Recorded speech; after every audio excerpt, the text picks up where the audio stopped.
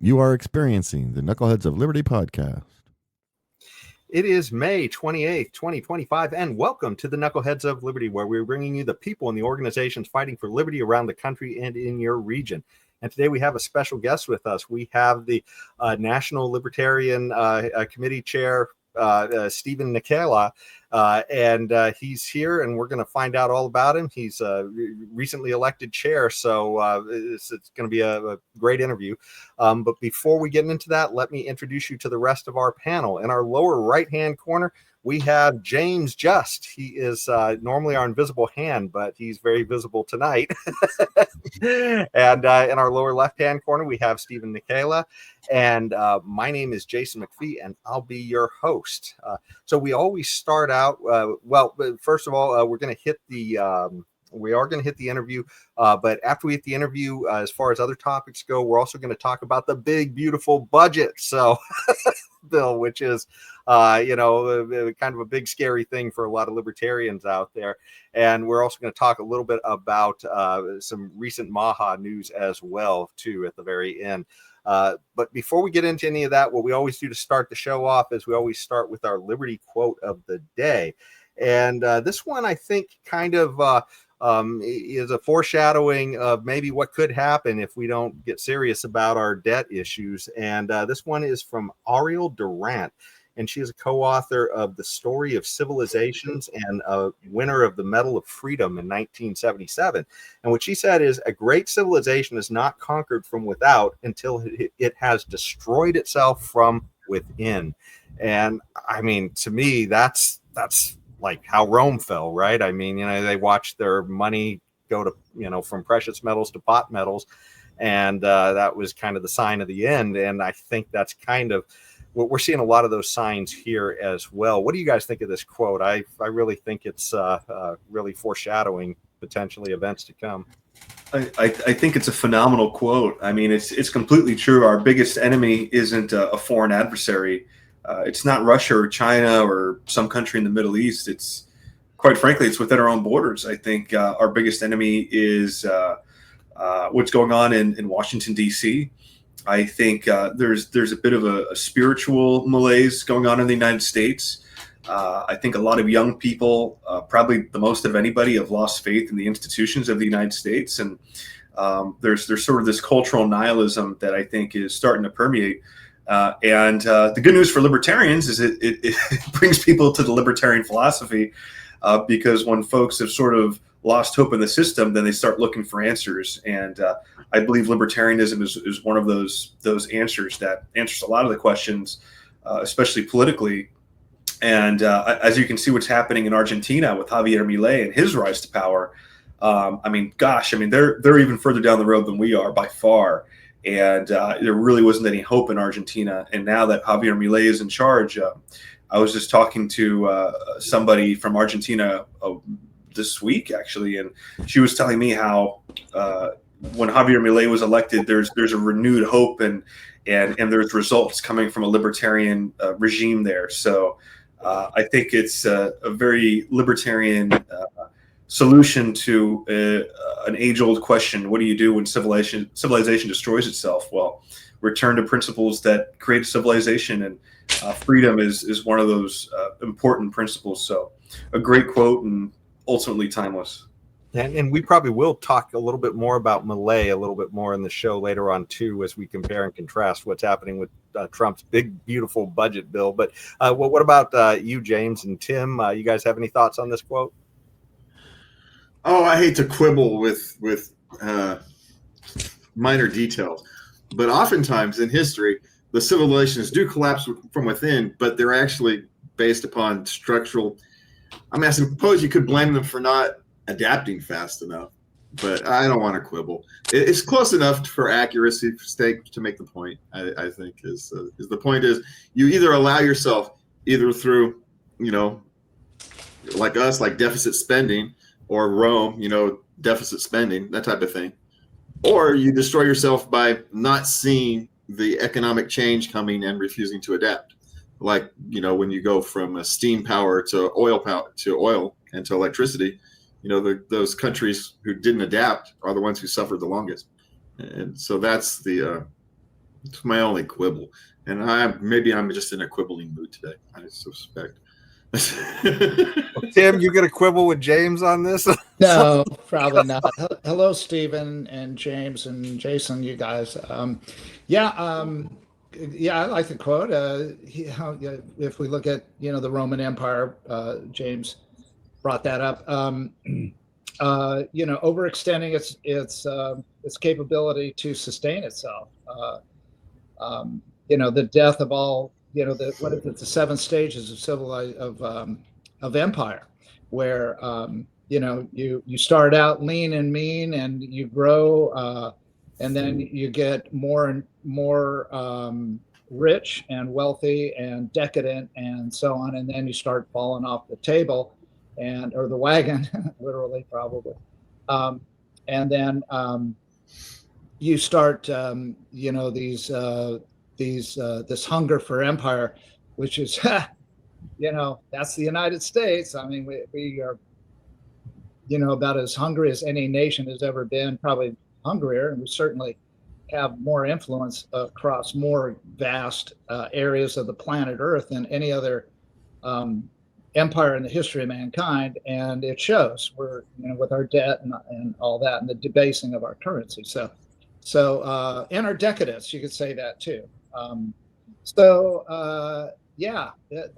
what happened. I'm a believer in the 7 stages of empire, and I'm also a believer that the United States is in that 7th stage, which is the final stage, which is where we collapse back to the first stage, which is and just starting out all over again.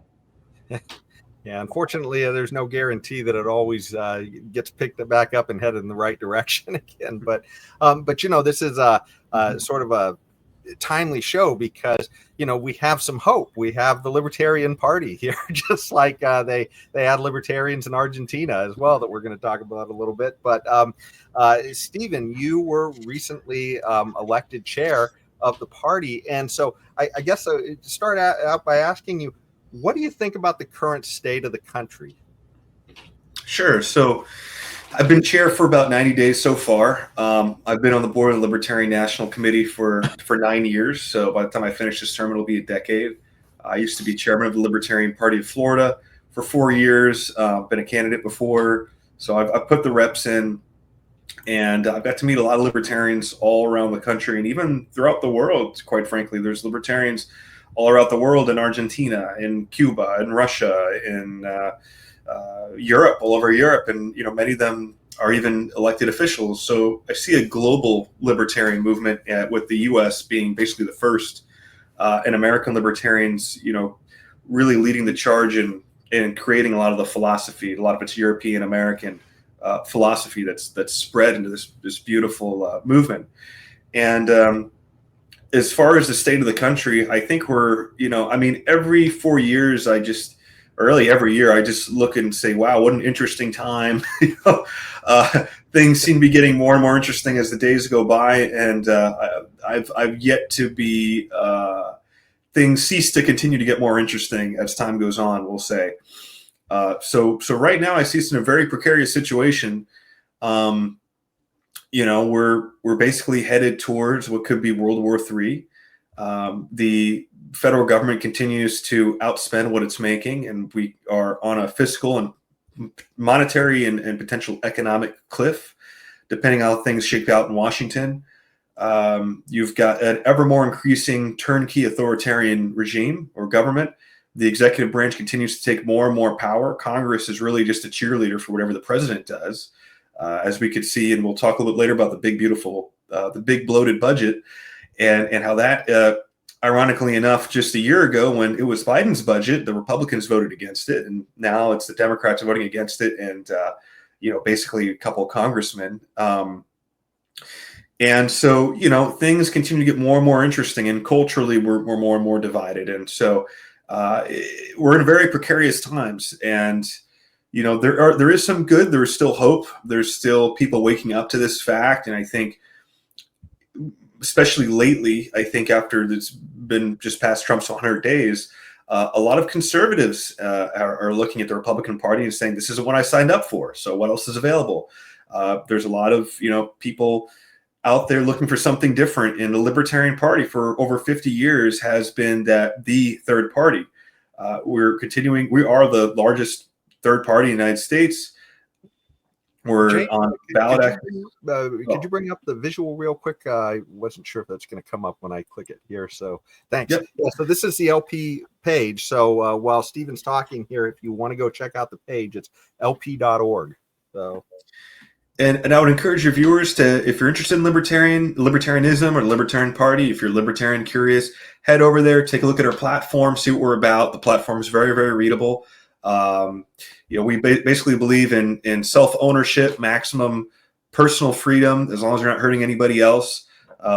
We believe in, holding our government accountable, and essentially we believe that you should be able to live the life you want to live as long as you're not hurting others. That only individuals can forge their ideal life. It's not up to some bureaucrat or your neighbors or anybody else to decide how you want to live and what's best for you. Economically, we're capitalists. We believe in freedom. We believe in free association, the ability to do business, free markets. It's a very beautiful political philosophy. And it's really taken steam over the last 50 years. I would say within the last 10 years or so, I've really seen a big increase in people, especially young people, who are identifying as libertarian or understand what libertarianism is. And I think it's very apparent in the fact that a lot of mainstream politicians are now name dropping the libertarian. Either they're saying, hey, I'm a libertarian, so you should vote for me, or they're blaming the libertarians for everything that's going on. Stephen Miller, he's in the White House. I think he's the one of the advisors on Homeland Security, and he's chief of staff for policy. He recently came out and said, oh, it's these libertarians are talking bad about us Republicans because they're against the big bloated budget, the big beautiful bill, because we're upset that they're cutting taxes without actually cutting the budget. They're just saying, yeah, we're just going to borrow the money. We're going to print it anyway. So, we'll lower your taxes for the next 4 years, and then we'll figure it out later. Libertarians we actually understand that, this can't continue forever. We're the only ones talking about real reform, real change, and we've been very consistent on our policies for the past 50 years, whether it's human freedom, when it comes to civil liberties, when it comes to foreign policy, non-interventionist foreign policy, when it comes to free markets and capitalism, when it comes to decriminalization, legalization of drugs, when it comes to the ability to, you should be able to own a firearm, X, Y, and Z issue. We've been very consistent for the past 50 years, largely due to the fact that our political philosophy is guided by a political ism, where the Republicans and Democrats aren't really conservatives following conservatism or liberals following liberalism or republicanism or democratic-ism. They're very loose beliefs that change periodically. And, quite frankly, both parties are populist. I think we've seen kind of a musical chairs almost going on between the two parties, where a lot of values that once the left claimed to hold, they seem to have abandoned, and similar on the right. And I think when you talk about interesting times, one of the things I wanted to interject with was, lockdowns. When we had lockdowns with COVID, and it was sort of like the Republicans, even though they did a little better later on lockdowns, they also, kind of caved to 2 weeks to stop the spread. And, and then pretty soon that turned into months, and not all red states were sort of free states during that period of time. So, but, one of the things I found a little bit distressing myself, though, as a libertarian, I felt very clear that this was a mistake going into 2 weeks to stop the spread. But I didn't even feel like that was necessarily that the leadership of the party at that time was making that clear. Did you get that sense? I know you weren't chair back then, but you were, a party member, I guess. That's one of the big criticisms. And actually, I think it was either March or just maybe, I think in early April, the COVID-19.gov website, if you go online, they actually totally redid it, and it basically confirmed the lab leak theory, all this different things, reversed 180 a lot of the stances that the Biden regime took on COVID. And I came out and basically wrote this nice press release that I sent out to all the members, and and sign up on lp.org to the newsletter if you'd like to. You can sign up for free to get those newsletters that we put out. And at the bottom, I said, look, I recognize that in the past we've dropped the ball and we were silent when we should have been very loud. And at the time, I know the position of the past chair was, well, let the candidates talk about it. But the problem, and candidates can certainly talk about it if they want, but I think it's very important that as a Libertarian National Committee and myself as spokesman of the party, it's very important to me that I touch on hot button issues to clarify our stance and to insert our narrative into the world. When I first became chair, I put out a statement on the Israeli Gaza situation and basically said, look, the libertarian foreign policy is that we should not be giving weapons, especially on taxpayers' dime, to any country, whether it's Israel, Ukraine, Taiwan, whoever. They're more than welcome to buy it from the free market if that's what they want to do, but taxpayers should not be subsidizing acts of war and creating these entangling alliances that could get us into war with Iran or Russia or China, or doesn't matter who it is. And basically we're helping these things happen, and we need to return to a foreign policy based on defense and based on the United States, and not all these entangling alliances that just we've lived through for the past 20 years of the global war on terror, and our generation and many generations in the past have had to go through this at least once. So, not to mention terrorist attacks like the one in January 1st, where the guy rammed the truck in, killed, I don't know, 8 or 12 people or something like that. That guy was, of course, they didn't go into what it was he was rambling about while he was driving around, but, of course, that never came out. But the scuttlebutt is that he was just a pro-Palestinian guy, and this was in response to our basically us being a huge part, using our planes, using our intelligence, and using our bombs. In other words, Tim, blowback, like as Ron Paul would say. Right, blowback. So I mean, if we're the citizens being run over by these vans and so on, then that's a hit on us, and it's in response to our government's interference in these wars. And I agree 100% with Stephen. Hey, if you guys want to duke it out, may the best man win, but don't come to us for help. We'll just stand off to the sidelines. I mean, how has Hamas endangered us? Here in the United States, other than a blowback for our help of Israel. Yeah, that's it. That's all. I just wanted to agree with Stephen on that. Yeah, I mean, the idea that our tax dollars are being spent by our government to commit wars in our name, and then us as citizens not only have to finance it, but ultimately take on the burden of not only financing it, but also the blowback and fighting these wars many times, in many cases. That is exponentially more, worse than just saying, hey, let them take care of it. There's nothing to do with this. We have our domestic issues. Let's keep our tax dollars in our wallets, let American citizens prosper and be free and use their money however they see fit. And even going back to more recent examples, when the United States, through the CIA, went and funded the al-Nusra Front against Libya, I believe it was, that was under the Obama administration, where they were funding and training terrorist moderate rebels to overthrow the Gaddafi regime. They ended up turning into ISIS later on. That was basically Al-Qaeda's special forces. So they went on, created ISIS, toppled Libya, and when Libya fell, it turned into, from being under Gaddafi, who was, I'm sure, a dictator and probably not the nicest guy, to open-air slave trades and general chaos. The same thing just happened recently in Syria, and now one of the heads of the Taliban is the new head of state in Syria. Although he's a Western-backed person right now, in 10 years he could be another new enemy. But he's a great fighter. He's done a lot of fighting. Remember? Yeah. Trump said, yeah, like killing Americans in Mosul and other places in Afghanistan and bragging about it. Yeah, that kind of fighting. Yeah, he's a fighter. He's definitely a fighter. And I'm sure everybody's here has read 1984. We were always at war with Eurasia or whichever. Eurasia, yeah. And then the next day they were our allies, and then all of a sudden we're at war with some other country. It's like, okay, it's hard to keep track. It's you have to have a whiteboard with a lot of strings attached to figure out who's our friends and who we funded to be our future enemies. So U.S. the failures, so you can move them around. Yeah, they're just just change teams whenever it's convenient.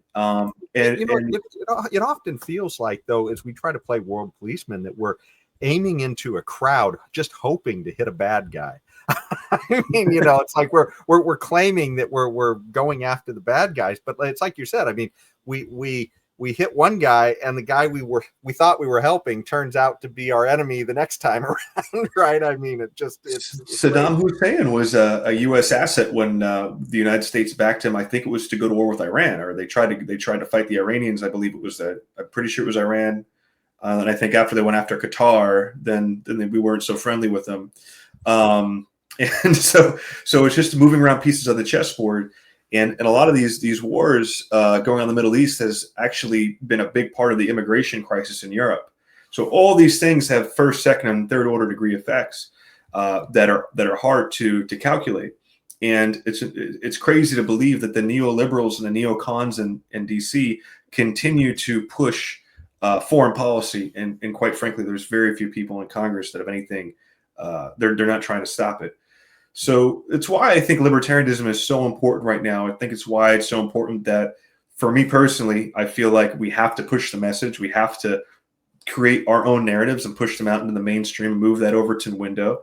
And hopefully we can get some libertarians elected to DC. But in the meantime, we can at least get libertarians elected to local office and improve things in our own lives, where we're the closest to the people, which is in our local communities. And the idea is, down the road in 5 or 10 years, we want to be at parity with the old two parties. We want to be able to compete directly with the Democrats and the Republicans, because right now the Democrats are going through a huge identity crisis. The head of the Democratic Party of Florida recently just resigned and said the Democratic Party in Florida is dead and changed to independent.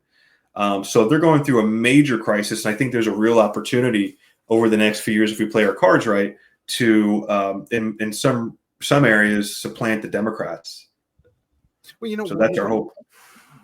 One of the things I was going to ask you about is because these other two parties, a lot of times they're able to get support because there's so much funding that they have, because as Milton Friedman said, there's no such thing as a free lunch. And so a lot of people, they imagine, oh, I'm with this party and there's a lot of money coming in, but there's a reason that money's coming in. It's coming in from concentrated interests who are hoping that big government will turn things their way. What does the Libertarian Party do in order to, I guess, raise the resources to combat that? Because we're essentially saying, hey, we're not trying to get big central planners that are going to steer things your way.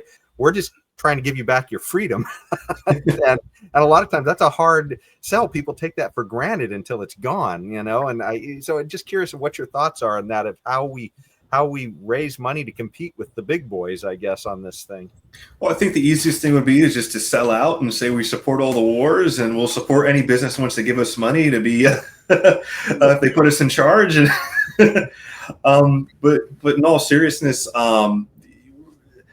what we're looking at doing, there's 700,000 registered libertarians in the United States that we know of. 33 states have voter registration data.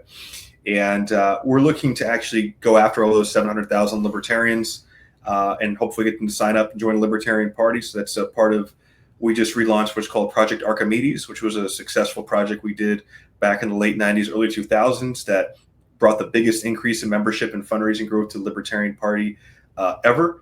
And so we're hoping to replicate that on a modern level. For the 27 states that we don't have registration data on, we're hoping to create some models and go after people, voters or likely libertarians, and get them to join the party. Other than that, a lot of it's just relationships with big donors and small donors, keep people engaged, and just showing people that we mean business. And that means getting libertarians elected. That means talking about the philosophy, pushing legislation like Defend the Guard. All those things are important. But ultimately, the biggest thing is a lot of people don't know we exist. So getting on the radar is certainly number one, but going up to people that already identify with the Libertarian Party or identify as libertarians is probably the lowest hanging fruit. And then from there, we just have to find other people who are disaffected by the system and persuade them to join. Well, and that does bring up an interesting point, because it's like you're saying, a lot of people don't know we're even there. And I'll often hear people confuse our name with like librarians or something else like that. And one of the things is it, that it's not a simple path, I guess, to get to this libertarian position. So many of us are raised through government schools, and we tend to get taught in those schools that government is a solution to problems, and you vote for solutions and other things like that instead of allowing markets. And so it's to get those solutions from the bottom up. And I guess how do we reach these people? I mean, and that also makes me wonder too, what was your journey? How did you discover this as well? Yeah. So, back in high school, I started to do a lot of reading. I read The Creature from Jekyll Island by G. Edward Griffin, which is probably the greatest book on the Federal Reserve System. I probably read that when I was like 14 or 15 years old. Got really into G. Edward Griffin's work with Freedom Force International. I remember he even had these these DVDs, Project Red Pill, he would call it. And it was like a bunch of documentaries, libertarian documentaries. And he encouraged people to burn it and give it to friends. So I would go to school with these burned DVDs, the Project Red Pill, that I created like a DVD maker program, hand them out to friends and teachers and stuff like that, and just talk about all this stuff. And, he taught me a lot about individualism versus collectivism. What really is freedom versus democracy, or what's the difference between a democracy and a republic, and the role of government and all these different things. And so I knew I wasn't a Republican or Democrat. When I went to college, I got involved with Young Americans for Liberty at FIU, and a lot of the guys there were Rothbardians and Misesians and libertarian, anarcho-capitalists, minarchists, etc. And I went to Paul Fest in Tampa in 2012, and I met Gary Johnson there when he was running for the presidential the first time. And I was like, wow, here's a guy. I saw the platform. I was like, I'm in. Legalize weed, lower taxes, whatever. And I thought it was very appealing. So I registered as a libertarian once Ron Paul lost the primary. And I just got more involved in the philosophy. I started to debate it. I started to learn more about it, read books. I had a lot of influence from friends. And then a buddy of mine, Mike Kane, down in the Keys, he called me one day. Let me just interrupt you real quick. Yeah, If you're watching us on public access, you're going to have to hear the rest of Stephen's story online. So you can go check us out there. Back to you, Stephen. Yeah. And so my buddy Mike Kane down here in the Keys, he goes, hey, you're on the voter rolls. Would you like to, you're a libertarian. Do you want to help create a Libertarian Party of the Florida Keys affiliate down here in the Keys? I said, sure. I get back home in 9 months. I finish college. I'll hit you up then. So 9 months later, I hit him up, and we created the Libertarian Party of the Florida Keys affiliate. Became more involved then, and helped on a few campaigns, and got to speak in City Hall and stuff like that, which was really awesome.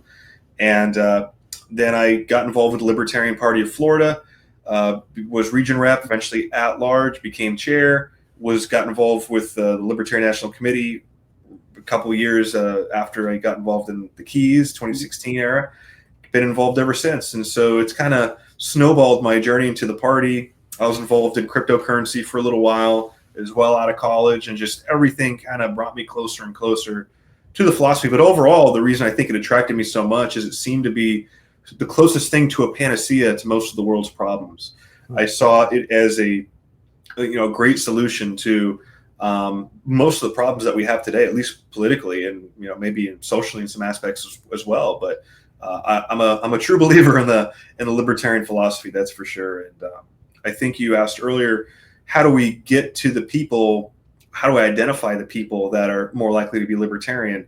And what's something interesting you'll notice is that in states like California, where it's technically a uniparty blue state, libertarians tend to be a little bit more, and I hate to use this term, but right wing, or they tend to prioritize certain typically, let's say, economic issues, right? Or more right-wing states, there's people that typically prioritize certain liberal issues, or more socially, let's say, like more social issues, for instance.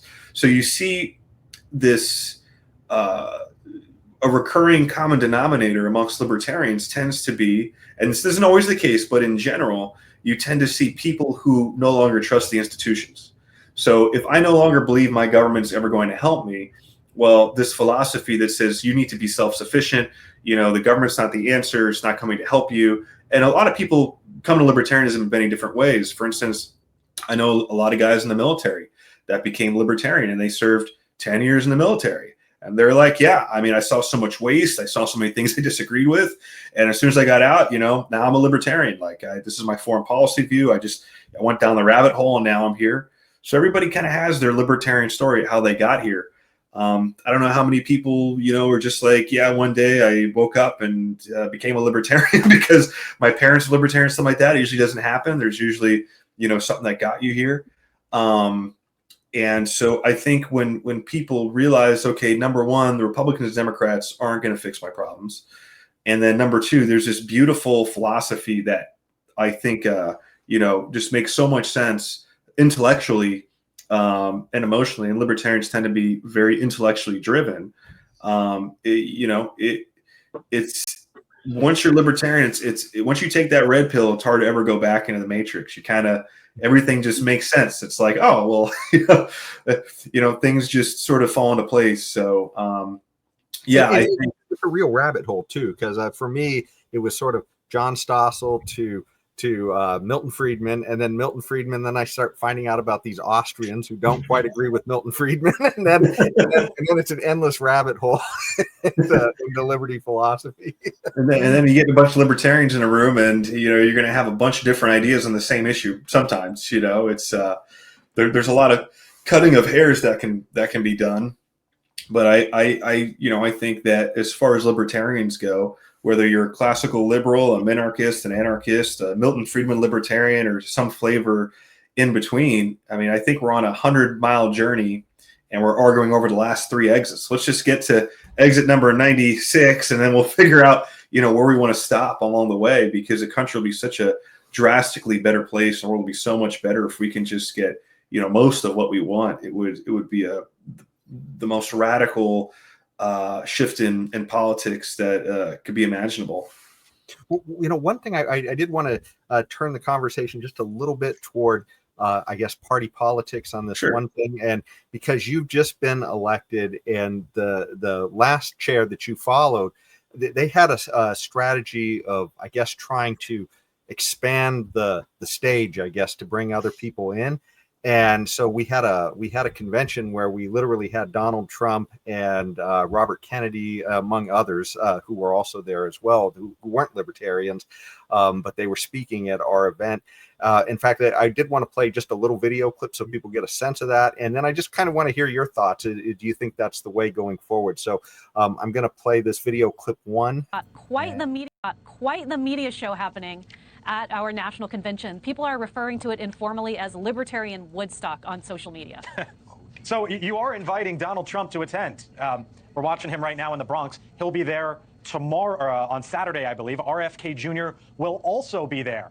RFK Jr., independent. Donald Trump, as we know, a Republican. Why are you allowing, in theory, the opponents into your living room? Well, for 50 plus years, the Libertarian Party has been trying to get onto the main debate stage with the 2-party candidates for president, and it hasn't happened yet. So we have decided to bring the debate stage to our convention. Now, we're not having a traditional debate since we couldn't quite rope those candidates into it, but we're getting as close as we can, which is that we're going to be debating on the same stage with them within a very close proximity of the time that they're speaking. So that was Angela Cardle, and she was the last chair. But I'm just curious, going forward, do you think that that's a good strategy, or would you have a different philosophy, I guess, in trying to break us out and reach more people? It's I was actually quoted in CNN saying that Trump is not a libertarian. He's a far cry from a libertarian. He's barely a conservative. By conservative standards. And so I wasn't exactly thrilled when I learned he was coming to our convention. I wasn't a part of that process or that decision. But it was interesting to have him there. I was pretty close to the front row when he went and spoke, and a lot of libertarians booed him, and the media got to see what libertarians think of Trump. So, having him there, was it a good idea? Was it a bad idea? I think it's up to debate. I think I can make a strong argument that, in either way, that was it good for us to have him there for the publicity? Was it bad for a whole lot of reasons? It caused a lot of internal strife. And for that alone, I think it's probably not worth it. But I think the broader question is should libertarians work with or depend on Republicans? And I think the answer to that is very clear. The Tea Party was born in the GOP, and that was a short-lived movement. It was eventually co-opted and absorbed into the greater Republican movement. The Federalists, or it should be the Federalists were absorbed into the Federalist movement during the founding of the country. And essentially, anytime you have a smaller movement try to work with a larger movement, you're going to have them get absorbed. So I think we have to be so careful about how we approach Republicans or Democrats in any capacity. I think that anybody who believes that the GOP wants to work with libertarians is very naive, in the sense that we think if anybody believes we have a seat at the table, we don't. You don't have a seat at the table when you're on the menu. And I can tell you, being in the Libertarian Party for as long as I have, which isn't as long as many people in the party, we've faced ballot access hurdles for, at this point, since '94, since Ross Perot ran. In Texas in 2020, the Republicans tried to sue us off the ballot, but they couldn't get to us in time. The Democrats successfully sued the Green Party off the ballot. I can tell you in many states, the Republicans give us a hard time, and they like it that way. And the Democrats like it that way too. So just the millions of dollars we've spent in ballot access in order to maintain ballot access, and not even counting to get there, and their unwillingness to basically have a true democracy and allow us to play on the same rules that they play by. There's states where, a Republican or Democrat can get 500 signatures to get on the ballot, and we have to get something like 15,000 or whatever the case is for that state. And if we lose 3% in a gubernatorial election, we have to start all over again. It's going to cost us at least $1 million to get ballot access again in New York. And so it's a very tough game where there's a group of libertarians, Larry Sharp, Lars Mapstead, Oliver Hall, and a few others are working together to approach secretaries of state and try to get them to change the law state by state at the top level, and make ballot access easier so we don't have to spend as much money. But, it's clear to me that until the Republicans and Democrats come together and say, yeah, we're at least going to let you compete with us the same way we compete with each other, they appreciate that level of exclusivity, and they want to keep those barriers high.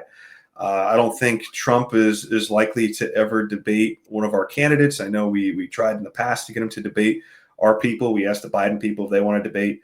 Clearly when Gary Johnson got a couple percent of the vote, I think it was like 2.5%. In some states it was as high as 4.5%. And Joe Jorgensen as well beat the spread. So that political capital right there is saying, well, we have enough of a voting bloc that we could sway an election. And I think that's very powerful. What we don't want to do is squander that. What I would like to see the party do is grow that. And what I mean by that is we need to grow our own personal power. The party needs to gain its own political power and stand on its own 2 feet, financially, politically, electorally, and continue to grow. I'd like to see the party get 5%. I'd like to see the party get 15%. I'd like to see the party do much, much better in these gubernatorial elections and these presidential elections, because as we grow, guess what? Stephen Miller gets to post more on X about how bad we are. and Republicans and Democrats have to try to appeal to the libertarian voting bloc. And maybe they throw in a few policy bones and say, well, we're going to do this, we're going to do that. And maybe they do it, which is good because we're moving the Overton window in our direction. But ultimately, we're gaining momentum. And, aside from that, we also need to focus locally on actually winning elections and getting libertarians in office. But, again, I think it's okay to have conversations with the Republicans and Democrats if there's a real conversation to be had, depending. It's very contextual, but it's certainly, I think, unwise to believe that we can have any meaningful relationship at the national level with the GOP and the Dems. I don't think that's I don't see that ever being in the cards. We're just too adversarial. Well, I think one area that really might help to illuminate some of the difference between Republicans and libertarians, because I think a lot of people already see there's a big difference between libertarians and Democrats. I mean, a lot of times they assume we're far right. It's what they'll call us, which I think that's a little bit off. But the is this big beautiful budget that we're hearing so much about nowadays. And James, maybe you could bring up the visual real quick.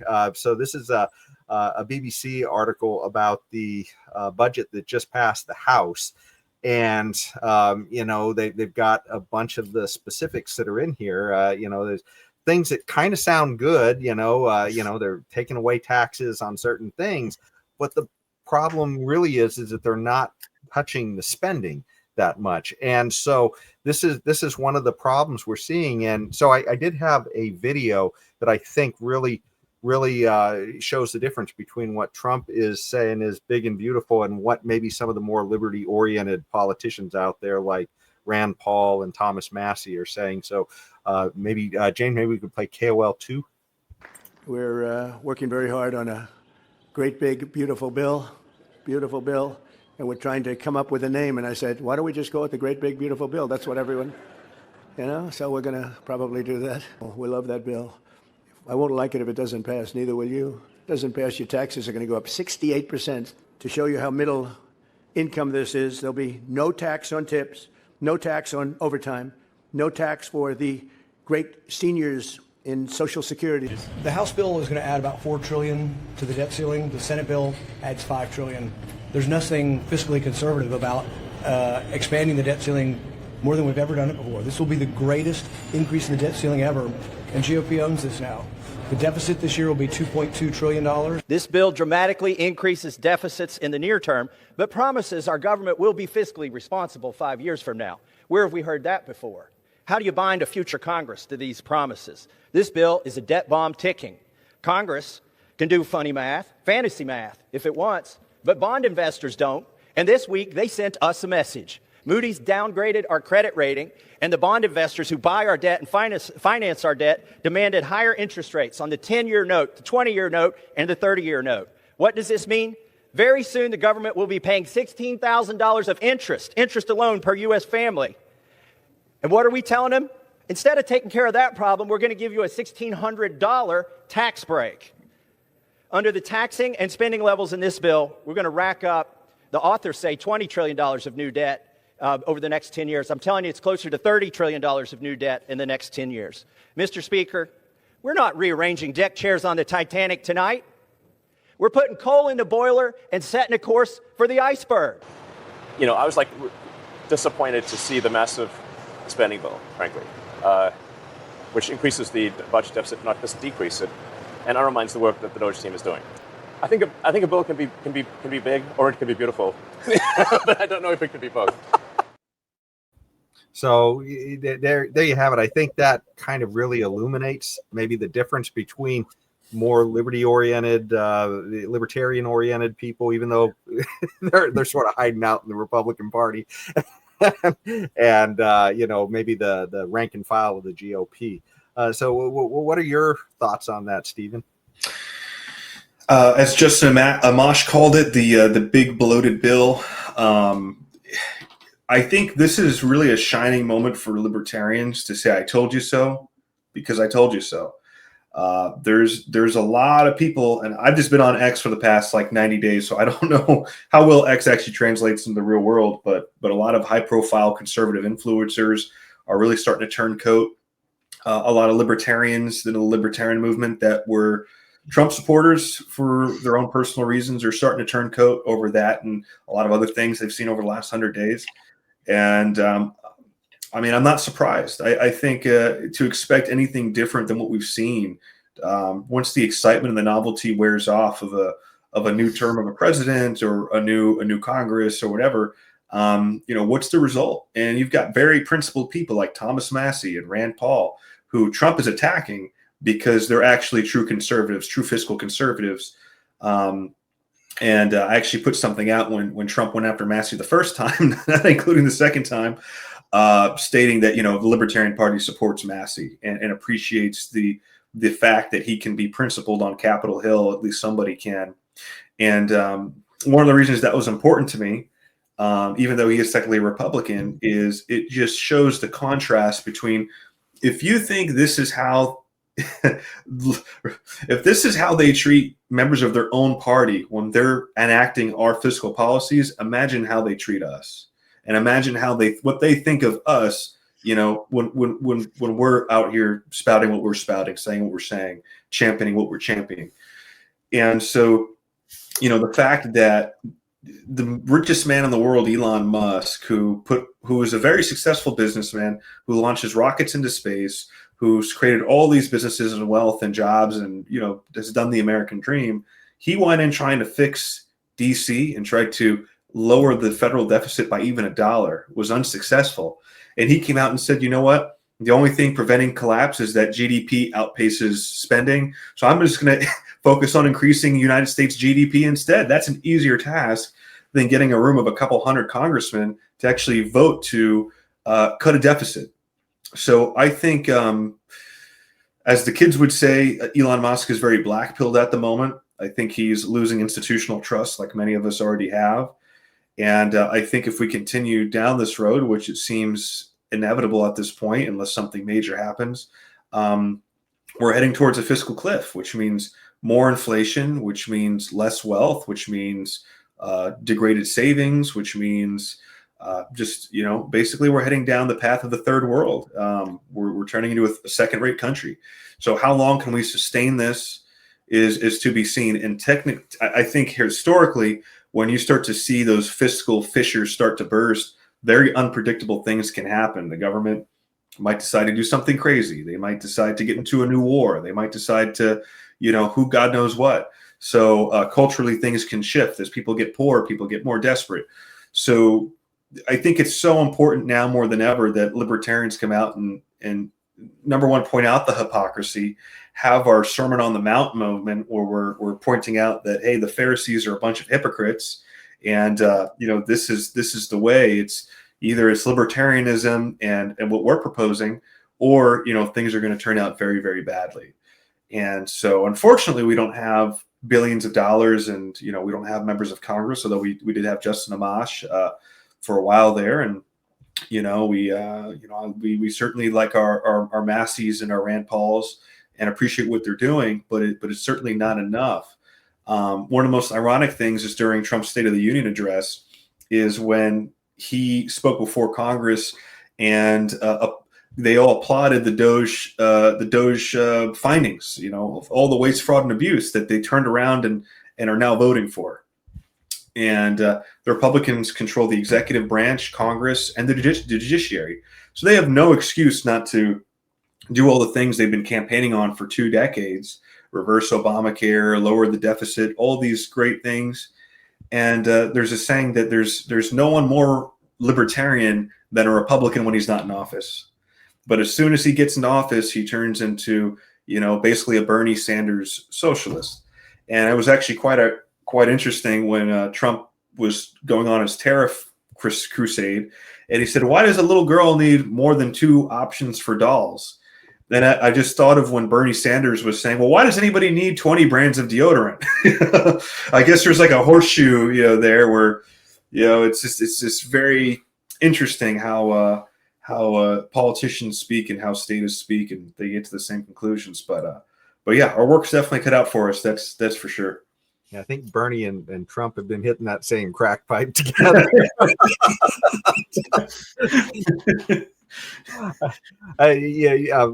James or Tim, did you guys want to jump in on this, budget fiasco that, Oh, the budget fiasco? No, because I know how many times I have to cover this budget fiasco on my show of various issues. These guys are hypocrites. They're spending us into oblivion. It's like a recurring theme. I say it in some form every week. And so it's just it's more of the same, which is sad, but it's just more of the same.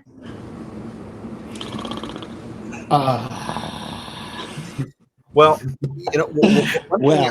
Go ahead, Tim. Are you going to jump in? Well, yeah, Rand Paul a few years back had a bill that he proposed, and it was for a modest cut in spending, or the increase in spending. I mean, it was really like 3% or something. He got a few Republicans to sign on to it. I think Thomas Massey and maybe Justin was still involved at that time, and Rand Paul. But of course him, because he proposed it. But he didn't get a single Democrat to want to even touch. I mean, it makes me wonder, in a country that's getting in as much debt as we are, is there a single dime that they would cut anywhere at any time? Is just anything, a penny? I mean, what? I don't get it. And within the next 3 years, 75% of that debt is coming due. Okay, the treasury bonds are due. It's going to be refinanced. Somebody else has to buy it, and that probably will be the Federal Reserve. But and when they do, the government's going to have to pay higher interest on that debt. So Stephen brings up a very palatable problem, and with no solution, because at least the people that are in power now have absolutely zero interest. Very few Republicans and all the Democrats have absolutely zero interest in bringing spending down at all. And so this just simply portends a much higher debt, and whatever happens due to that higher debt. Now Elon's saying he's going to try to increase the productivity of the United States to try to keep up with the debt, keep ahead of it, and more power to him. And I hope that's a good plan, but it still begs. It's like, geez, is there anything that you would cut? I just don't get it. Anything.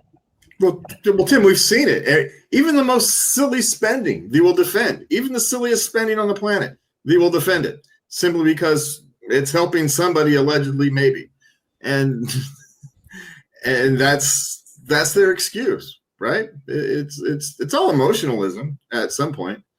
I imagine it's vote getting too. They've got a lot of people beholden to their, handing out the grade. Oh, that's a whole nother issue. All these NGOs who end up with employees who are dependent upon getting grants, that are dependent upon government funding, all kinds of ludicrous stuff. Yeah. Mm-hmm.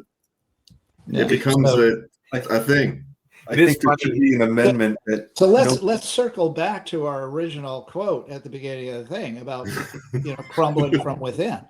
And now is that quote making sense to anyone listening? If it hasn't made sense up till now, it destroys itself from within. And so James came out with an example of NGOs as part of that destruction of the United States of America from within. Yeah, and the worst part is you have a lot of nonprofits that could do really good work if their hands weren't tied by some kind of either government grants, because they become dependent on them, or they become dependent on government grants because of regulations don't allow them to raise money easily. And so either way, these nonprofits that could very well do good work on their own end up getting caught in the same process. Well, one thing I wanted to show real quick too is Massey said something that I think is a real great analogy, and that's the idea that we're the Titanic and we're headed toward that debt iceberg. And I think there's some visuals out there that really help us to see that. And Jane, maybe you could bring up the visuals, but I'm just going to bring up a few, and these are from our government. So our government is literally telling us we're doing this to ourselves, and they're the ones who are doing it, right? So they got no reason to lie. If they wanted to lie, they'd make it less dramatic. This, we've shown this chart a lot of times on the show, but this is the debt to GDP. And you can see over 100 years, World War II is the big spike, right? That's where we were at over 100% debt to GDP. And they have us heading out to the stratosphere right now, is where the Congressional Budget Office thinks we're going. This coming year, they're saying that of the ranked order of government spending, They're now saying 14% in interest. That's the second highest item on the list of spending. So it's paying interest on debts. And part of that is because as Tim was saying, our interest rates are going up. You want to see a hockey stick that is existential. You need look no further than our national debt. You don't need to worry about climate as much as you need to worry about this. Okay. I have to remind anyone listening or interested that spike in World War II, that was from existing money. So people were turning their savings into war bonds. People were buying war bonds with their own money. So that spike up there, that's already created money that was being utilized to, for the fund the government's war efforts. Now, that differs from the second spike, which is brand new money, vast majority of it created by the Fed, not all of it, but created by the Fed, that big spike. So that's the difference. One, you're just basically taking money from your savings and you're putting it into government debt, and they're paying it back, and ostensibly it's going to go into savings and then spending and so on. But in the other one, it's just created money, and wherever it goes, wherever it ends up, and it'll end up somewhere, is going to increase inflation. And so here we are. Well, and what this means to your pocketbook as a citizen, and I encourage every person to go and look at the national debt clock, the U.S. debt clock here. Almost 37 trillion is where we're at, and Rand Paul was literally saying we're going to add another 2.2 to that this year. And he's talking about raising the ceiling to 4. And what that translates is it's debt per citizen for every individual owes over 100,000 because of what the government's put us into. So I mean, and you can just see all these alarming numbers. Go explore it. It's certainly worth a few moments of your time what the government is exposing you to. Actually, Jason, it's worse than death per citizen. You look at that debt per taxpayer number. Yeah, exactly. That's the actual scary one, right? Exactly, because of a bunch of little kids who aren't paying taxes yet. This should scare the hell out of them. Read this to them at night before they go to bed, and they're not going to go to bed. They're just going to sit there shaking in their My boots. daughter's 3 years old, and she owes a lot of money, and it's not just. And look at the Doge savings per taxpayer. It saved $4,000 per taxpayer. Yeah, that's and look at how many people were upset over that. Yeah. No. Yeah, all the consternation we've had over saving $4,000 per taxpayer. That's absolutely nuts. But I did want to leave us with an optimistic note on this story. And I did have a video about how Milei, a libertarian, a self-described libertarian, is handling this in Argentina. And he's handling it in a different way. He's making the hard cuts that people like Thomas Massey and Rand Paul are saying that we need to take on, and the Libertarian Party here, of course, would be telling us we need to take on. So, yeah, James, can you play KOL 3? Now, Milei is a former economics academic and radio host, the free market libertarian, who was elected president just over a year ago after promising shock therapy for Argentina's sick economy, promising to put a chainsaw almost literally through government spending to actually scrap 11 of the 19 government departments. Ministerio de Turismo y Deporte, afuera. Ministerio de Cultura, afuera. Ministerio de Ambiente y Desarrollo Sostenible, afuera. Ministerio de las Mujeres y Género y Diversidad, afuera. But something had to be done in Argentina. A year ago, it was a basket case. Left-wing and populist politicians had destroyed one of the world's richer countries. Inflation was more than 200%. Half the people were living in poverty. The economy was in deep recession. Government debt and taxes sky high.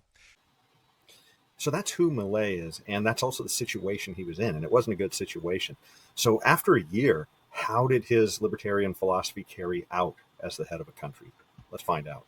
Patrick Horan, thank you so much indeed for joining me. What has Milei done in his year and a bit, and has it worked? So the Milei administration has cut federal spending by about 30%. It's cut the number of federal ministries in half. And then on average, it has removed about one regulation per day across a variety of sectors: housing, imports, airlines, etc. And so far, Milei's approach has been working very well in many ways. Inflation has fallen substantially. The country is running budget surpluses for the first time since 2020, and the economy has emerged out of a recession. The economy had been in a recession when Milei first took office. It briefly got worse, but now the country's out of recession, and Argentina is forecasted to have a good year in 2025. It's forecasted to have strong growth, about 5% real GDP growth, and it's forecasted for inflation to keep falling. And one thing that I cut off before you said it, but he actually said that, and with all this cutting, Milei is actually over 50% in popularity in Argentina. So, I mean, it can be done. I mean, this is like a Milei miracle here, but he's showing what a libertarian can do if we get these libertarian values going. So anyways, do you guys have any thoughts about Milei and what he's doing? So I don't remember if I said it earlier in the show or when before we got on, but I was talking to a friend recently about that at my gym, and she's from Argentina, libertarian gym too, by the way, down here in Key West, Old Town Fitness. And we were talking about Milei, and she was saying how fantastic it is that they have Milei in Argentina, and how hopeful they are, and how inflation is down, and how their money is worth more, and how life is better. People are spending money. People are even going overseas and traveling, and things are just so much better. I also have a friend who escaped Argentina in 2001 after the financial crisis, where crime just skyrocketed. And he actually has a book called Surviving the Economic Collapse by Fairfell Aguirre. You can get it on Amazon. It was a great book. That's how I met him. And and he talks all about, what life was like then, and he does say how things are a little better now, but he lives outside of there. But it's interesting to see how a country like Argentina was so wealthy and rich and collapsed, but was able to rebound through libertarian policy. And when Javier Milei was elected as the president, the first libertarian president, it started a domino effect of these libertarian parties in South America starting to rise. I actually spoke with the Libertarian Party chair of Venezuela. He is in hiding because the government wants to arrest him for organizing libertarians. I didn't know we had libertarian in Venezuela. Yeah, you're not allowed to be. It's definitely not a sanctioned political party, that's for sure. There's even a libertarian party in Cuba. There's a libertarian party of Jose Marti Cuba, and they're similarly very persecuted. They're only allowed to be one political party in Cuba. That's the Communist Party. And so competitors are not allowed, as a true free market and democracy. I'm sure Bernie Sanders would be very proud of the Cuban government. There's Libertarian Party in Russia. There's Libertarian Party in the country of Georgia. The Georgian president was just arrested actually a couple of days ago. I put out a statement about that. But there's also libertarian parties in places like Estonia and different parts of Europe that are politically successful. The Libertarian Party of, I believe it's the Czech Republic, is actually quite a good party over there. They actually have a lot of political success. These libertarian parties, because the barriers of entry are less and they have more of a parliamentary system, actually do get to see real political success in those countries. So it's not just a far-fetched idea. They're actually winning elections and getting results. And I think as of a couple of weeks ago, there's been the launch of the Libertarian Party of the United Kingdom, and they're running candidates. And I can tell you, being on the call with the International Alliance of Libertarian Parties, they look up to us in the United States. They see us as the first, and they follow what we do. And we're inspiring a whole bunch of libertarian activists and politicians and thinkers all throughout the world. So it's a global phenomenon. Argentina has been wildly successful. His Libertarian Party is gaining ground there. And in the United States, I think we have similar opportunities. So on a positive note, people ask me if I'm optimistic, and I am still optimistic. I think, unfortunately, things have to get a little worse before they get better. But I think there is a market out there for libertarians. And I was doing a little bit of math a couple of weeks ago, and there's about 260 voting Americans in the United States, or adults that can vote. Of them, the Republicans and Democrats make up around something like 30 million, 50 million, something about that of the adult population. And then I was looking at some numbers as to what percentage of them actually donate to their political parties respectively, whether it's Republicans or Democrats, state, county, or national level. And it's about 0.5% to 1.5%. So right now we probably have about 0.0004% actually contributing to, of our libertarians, the ones we know about, contributing to our libertarian parties at some level. So I think there's a huge untapped market to get these people energized and involved and donating, and also get them engaged locally to run as a candidate and all these different things. And so I'm hoping in my tenure as chair to really engage these people. We're working with a data firm. We've got some really smart people on our staff that we're working with. We've got some, some big ideas that we're hoping that if we're successful, we can energize the libertarian population in the United States, and prospect new libertarians. And, there's a snowball effect there. And hopefully we can hit that upward spiral where we're really able to engage and find new members, because as a political philosophy, we need members. If we were starting a new church, we would need members. Probably not much difference in dogma between religion and politics, to be honest, especially these days. But truly, we need to recruit as our number one priority. And so, I think getting people engaged. I think there's a big enough market for freedom out there that we just need to be good capitalists and take our market share. And so, I'm hopeful for the future. Hey, Stephen, in the last few years, for a wide variety of reasons, I've noticed it here at the local level, and I'm sure you guys have noticed it at the national level, that there's a group of people who have, I don't necessarily want to say walked away, but who are no longer participating for various reasons. And how do you get those back, both locally and on a bigger problem nationally? Because I'm going to speak for myself, but I know I actually speak for others. If you don't travel to national convention, you don't have a say in who the party members are and who the chair is and so in a sense, until you can help those people become engaged, actively engaged and feel some skin in the game, how are you going to get them involved? I've always said we should actually do our chair votes, our board member votes, the same way Disney votes for their board members. It's the same way any corporation does. And if you are a dues paying member, you get a vote. You don't have to show up at the convention. You vote before, and the convention is when the winners are announced. And the convention floor deals with anything that's needs to be dealt with, right? If there's a tie or something goofy like that. But so I guess my big question is, how do we both here on the local level start to re-engage these people who have left? Our best activists are either moved or aren't participating because we're in California, they're government workers and are afraid to participate. Or how do you get people like me re-engaged into the national level because I can't participate? So if I can't participate, why bother? That's a really good question, and it's something I've been thinking about for a while. And I think at some level, I've seen a lot of people that have been old timers who've left. Some of them have come back. But even if we have a 100% retention rate as a national party, people are still going to die. They're still going to, they're going to move out of the country. They're going to retire. Something's going to happen, right? So if our retention rate's probably more realistic, 30, 40, 50%, maybe if it's even high as 60%, we still need to engage new people. And, people like us, we're kind of like third shift at the Waffle House, smoking cigarettes behind the dumpster.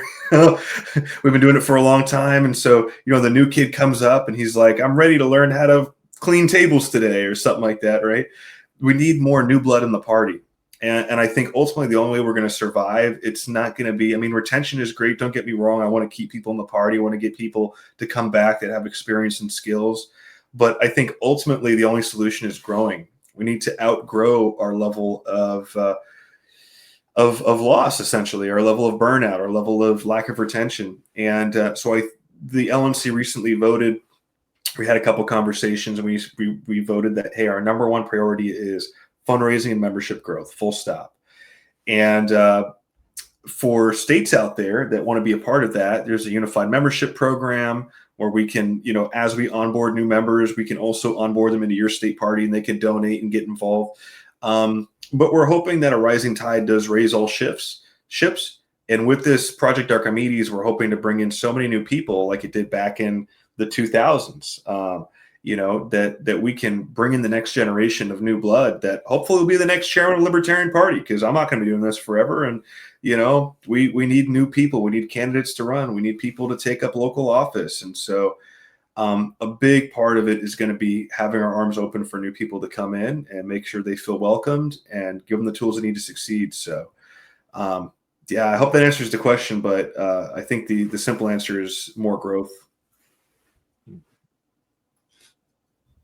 Well, I know it's kind of late for you out there, Stephen, on the left coast, I guess, and it's probably 11:30. So I think probably now is probably a good time to start to wrap up. And so I did want to bring up a few of your pages real quick. James, Could you bring up the visuals here? So this is Stephen's X page, so you can follow his posts here. So that's at x.com, just his name, Stephen Nekhaila. And then, the LP page, we talked about that before, and bring that back up here. And then you can also, read a little bit about Stephen getting elected as chair. We didn't get to get too far into the politics of all that. And there's also an article on Reason as well, if you want to dig in a little more. But otherwise, I can't think of much else. I think we'll just save our Knucklehead Noise Patrol for another time. But did any of you guys have any last thoughts you wanted to share with Stephen before we wrap up? Or Stephen, did you have any parting shots too? The only thing I'll say to your audience is if they like to consider the Libertarian Party, go over to lp.org, sign up for our newsletter. If you support the mission of what we're trying to accomplish here and you want to save America and the world, become a sustaining donor. Donate $5 a month or $25 a year. And you don't have to change political party or anything like that. You can simply become a member, reap all the benefits. And I would encourage folks to join their state party. I would encourage folks to join their county affiliate, get involved, go to a couple meetings, and read about the philosophy, read about the party. And if you're not already on board, consider getting involved. And we'd love to have you as a member. And if you have any questions for me, contact information is on lp.org. Check out the site, check out the platform. And I appreciate you guys for having me on this evening. It was fun. Yeah, I think you did a great job. You're very motivating. Yeah. You're a motivating speaker, like a motivational speaker.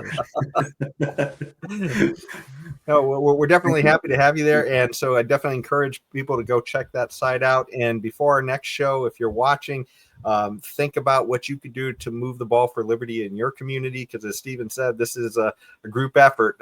You can see all these people out there are eroding your liberty one day at a time. And if we don't stand up, we could lose it someday. So get out there and do something in your community to move the ball for liberty. Until next time, stay tuned and stay free. Oh, yes, indeed. Life, liberty, and the pursuit of happiness, always and forever. Thank you for listening to the Knuckleheads of Liberty podcast. Find us on Facebook, Rumble, YouTube, your favorite podcast network, and at knuckleheadsofliberty.com.